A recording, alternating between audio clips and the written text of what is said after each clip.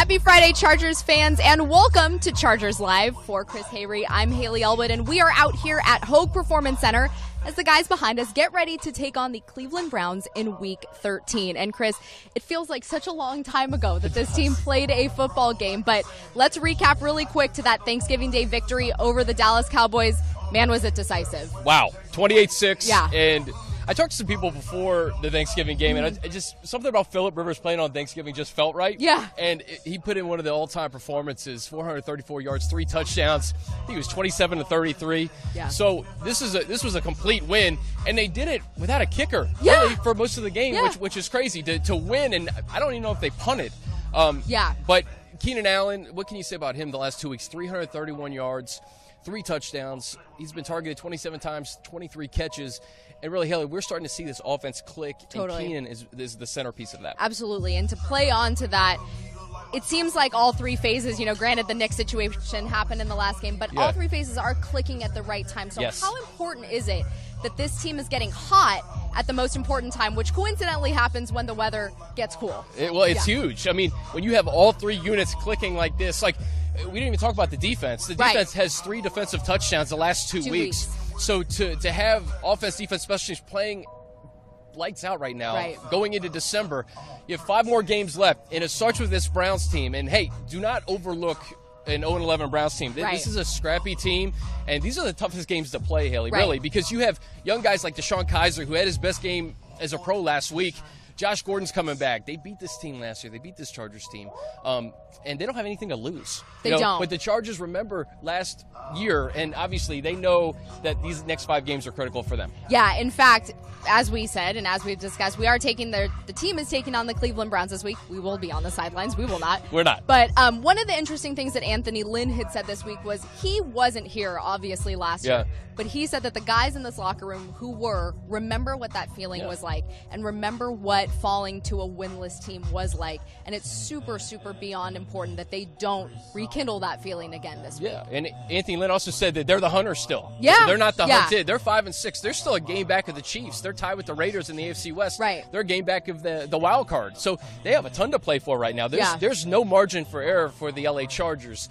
And it starts Sunday against the Cleveland Browns. Hugh Jackson, 1-26, but he has those guys playing hard. Yeah. And again, these are the sneaky games that you really have to be prepared for. And like you said, the Browns have been competitive as of late. Yeah, they've lost 4 games this year by 3 points, and they were competitive last week. They've scored first, I think, in 3 of their last 4 games. That's something the Chargers have had trouble with, scoring on their opening drive.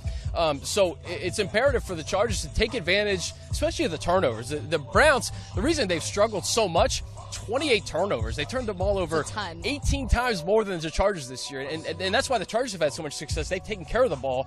And this Chargers defense has been very opportunistic. And we talked about the 3 defensive touchdowns the past 2 weeks. Hey, if DeShone Kizer and company are going to give the football, Chargers have to take advantage. So when you look at the Bills game a couple weeks ago, they were facing a rookie quarterback in Nathan Peterman. Yeah. They face another rookie this week in Kizer.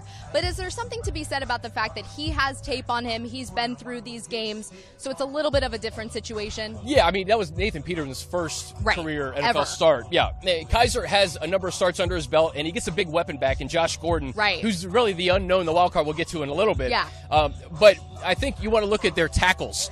Joe Thomas, their all-pro, all-everything left tackle is going to be out.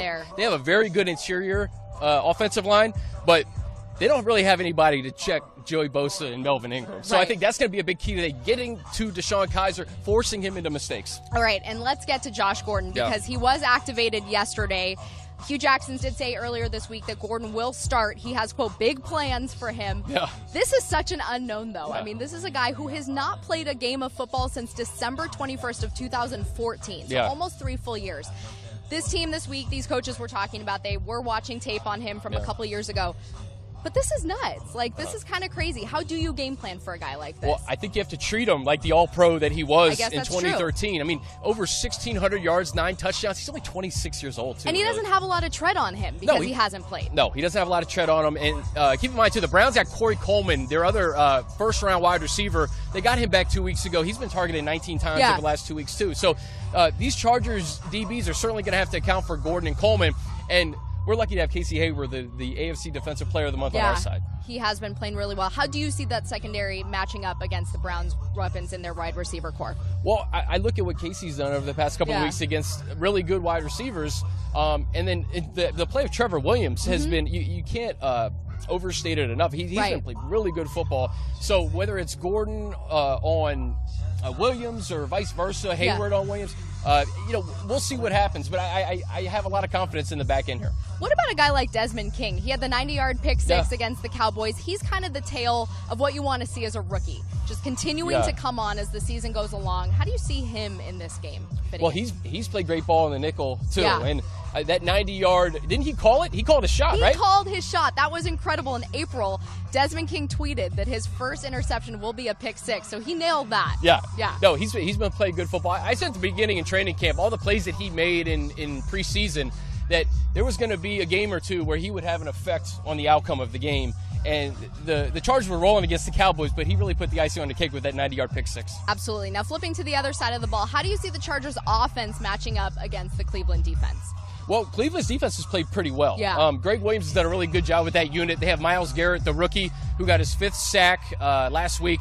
It's one of those things where the Browns, you have to account for them on the back end. Keenan Allen, see if he can do what he did the past 2 weeks. 100%. All right, Chargers fans, there you have it. Thank you for joining us here on Chargers Live, and we will see you on Sunday.